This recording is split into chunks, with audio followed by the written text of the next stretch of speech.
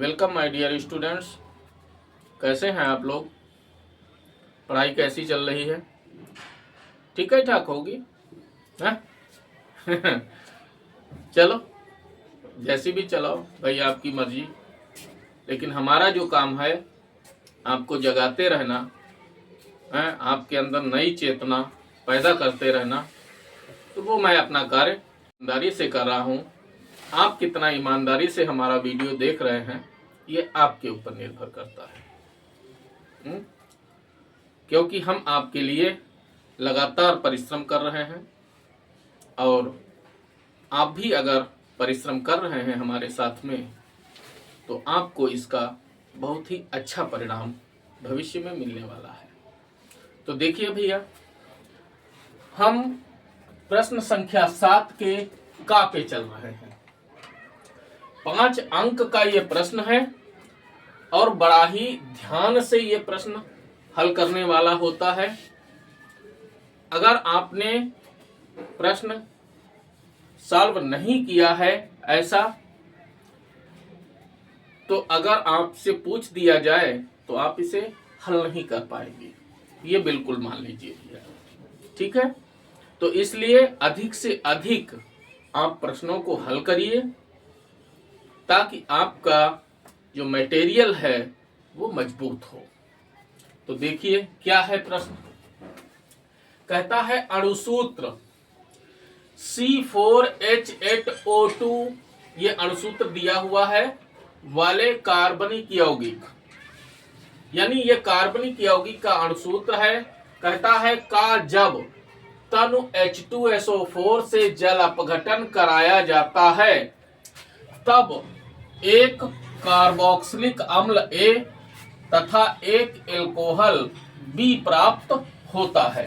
तो अब आप अनुमान लगाइए कि ऐसा कौन सा कार्बोक्सिलिक अम्ल है या ऐसे कौन सा वर्ग है कार्बनिक यौगिकों का जिनमें जल अपघटन कराने पर कार्बोक्सिलिक अम्ल और एल्कोहल मिलता हो।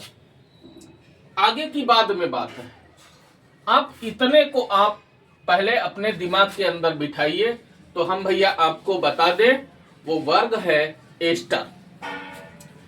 एस्टर का जब आप जल अपघटन कराएंगे तो आपको कार्बोक्सिलिक अम्ल और एल्कोहल प्राप्त होगा और इनकी क्रिया से एस्टर भी बनता है।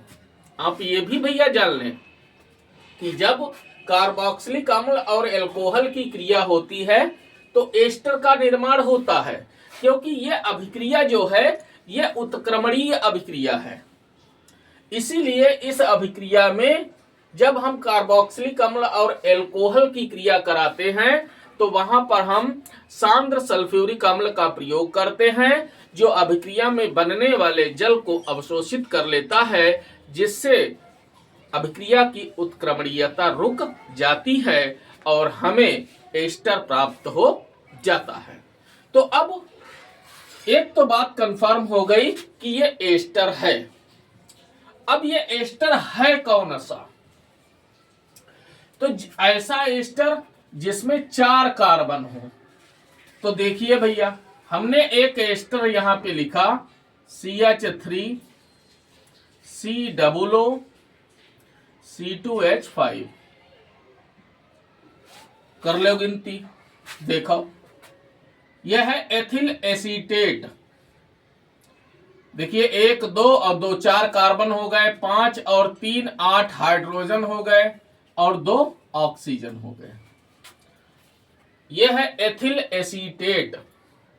जब इसका आप जल अपघटन कराएंगे प्लस H2O, तो H2O को हमने लिख दिया HOH। क्या हमने लिखा? HOH। HOH। ठीक, चलो हम पहले सामान्य अभिक्रिया लिख देते हैं, फिर एक एक स्टेप यहां पर समझाते रहेंगे। ठीक, हमने लिख दिया H2O और किसके द्वारा जल अपघटन किया जा रहा है? तनु H2SO4 के द्वारा। तो इसके ऊपर तुम भैया लिख दो तनु H2SO4। ठीक, तो उत्पाद क्या बनेगा? एसिटिक एसिड बन जाएगा, जो कार्बोक्सिलिक अम्ल है, प्लस एथिल एल्कोहल बन जाएगी। अब इस अभिक्रिया को तुम यहां पर समझ लो। देखिए, यह है CH3 single bond C double bond O single bond O single bond C2H5 plus HOH, ये है। ठीक भैया, तो ये इतना समूह इसके साथ में जुड़ जाएगा तो क्या बनेगा? C2H5OH, ये बन गया एथिल एल्कोहल। अब ये जो कार्बन की वैलेंसी खाली हुई, इस वैलेंसी के साथ में ये OH जुड़ जाएगा तो क्या बन जाएगा? CH3C double OH, acetic acid बन गया। समझ गए भैया? अब बाद में लिखना सब, ठीक है, कि ये यौगिक A, ये यौगिक B, ये यौगिक C, वो लास्ट में जो है दे देना। इतना आ गया समझ में? तो यहां पर केवल इतना आप लिख दीजिए कि ये A है, ये B है। ठीक, कहता है एक एल्कोहल B प्राप्त होता है। अब सेकेंड स्टेप क्या कहता है? कहता है B को क्रोमिक अम्ल के साथ ऑक्सीकृत करने पर कार्बोक्सिलिक अम्ल A प्राप्त होता है। तो ये आपका B है। ठीक, हमने ले लिया तो हमने इसको ऐसे लिख दिया CH3CH2OH। ठीक, अब इसका जब ऑक्सीकरण आपने किया क्रोमिक अम्ल के द्वारा, तो क्रोमिक अम्ल का क्या होता है? H2CrO4, ये है क्रोमिक अम्ल। तो सबसे पहले इसका ऑक्सीकरण एल्डिहाइड में होता है। ठीक है, तो CH3 सिंगल बॉन्ड CHO। तो देखिए भैया, कहता है B को क्रोमिक अम्ल के साथ ऑक्सीकृत करने पर कार्बोक्सिलिक अम्ल A प्राप्त होता है।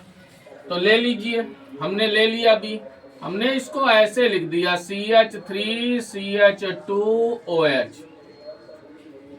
ठीक भैया, जब तुम इसका क्रोमिक अम्ल के द्वारा, क्रोमिक अम्ल H2CrO4, इसके द्वारा ऑक्सीकरण करोगे तो सबसे पहले एसिटल्डिहाइड बनेगा और इसका ऑक्सीकरण रुकेगा नहीं। H2CrO4 पुनः इसका ऑक्सीकरण हो जाएगा और बन जाएगा एसिटिक एसिड, यानी पुनः तुमको A प्राप्त हो गया। यह था B। इतना भैया समझ गए? अब क्या कहता है?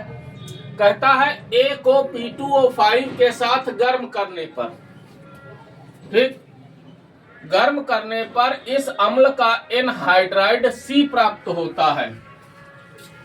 तो A को P2O5 ये निर्जलीकारक है, ठीक है, इसके साथ में तुम्हें गर्म करना है तो एनहाइड्राइड C प्राप्त हो जाएगा। तो हमने ले लिया भैया एसिटिक एसिड, ये हमने CH3 single bond C double bond O single bond OH, ये एक एसिटिक एसिड का अणु, और प्लस ये इधर दूसरा एसिटिक एसिड का अणु OH। ठीक है, P2O5 के द्वारा इसका निर्जलीकरण किया गया, गरम कर दीजिए। ठीक, तो गरम करोगे तो क्या होगा? ये इतना भाग, इसमें से जल का एक अणु निकल जाएगा, ये इतना पोर्शन, तो क्या बनेगा? ये बन जाएगा CH3 single bond C double bond O, ठीक भैया, O single bond C, double bond O, single bond CH3। ये एसिटिक एनहाइड्राइड निकल जाएगा और प्लस बनेगा, सॉरी, और H2O निकल जाएगा। ठीक है, यह है एसिटिक एनहाइड्राइड। कहता है इस एनहाइड्राइड का जल अपघटन कराने पर पुनः अम्ल A प्राप्त होता है। अब इसका पुनः जल अपघटन करा दीजिए। तो हमने भैया यहाँ पे इसको संक्षिप्त रूप में हमने लिख दिया। चलो वैसे लिखे देते हैं जैसे ये बना, तो समझ जाओगे अच्छे से।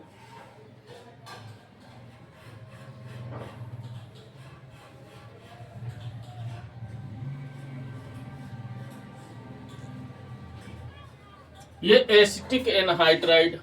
ठीक, अब इसका जल अपघटन कहता है कराने पर, तो हमने HOH लिख दिया, H2O। तो जल अपघटन कर दीजिए। तो ये इतना भाग इसका, ये इतना भाग, तो ये क्या बन जाएगा CH3COOH, और ये भी इधर बन जाएगा CH3CO और OH, तो ये भी हो जाएगा CH3COOH। तो दो अणु तुमको CH3COOH के प्राप्त हो जाएंगे, यानी तुमको पुनः है अम्ल A प्राप्त हो जाएगा। ये A प्राप्त हो जाएगा। अब कहता है ABC को पहचानिए और उससे संबंधित रासायनिक समीकरण लिखिए। तो देखिए भैया, यहां पर मैं निष्कर्ष लिखे देता हूं इसका।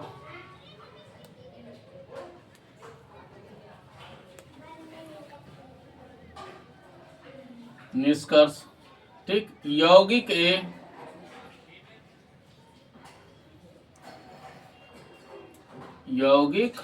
A क्या है? Acetic acid, acetic acid. ठीक है भैया, हमने नीचे इसका फार्मूला भी लिख दिया। यौगिक B क्या है?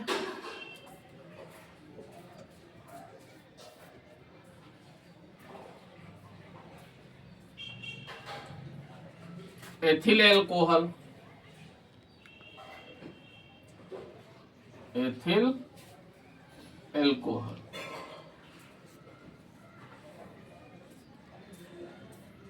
फार्मूला हमने लिख दिया C2H5OH। तुम्हारे पास तो काफी लंबी होगी, ठीक है, अपना इसी के नीचे दे देना। उसके बाद कहता है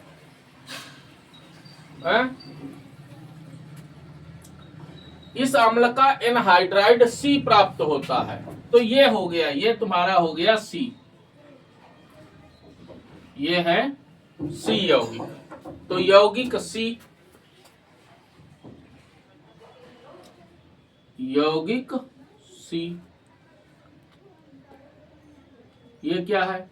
यह है एसिटिक एनहाइड्राइड।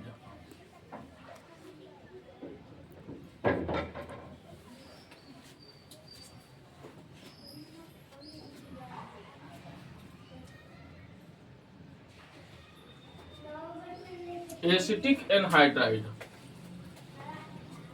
ये क्या, इसका सूत्र क्या होगा?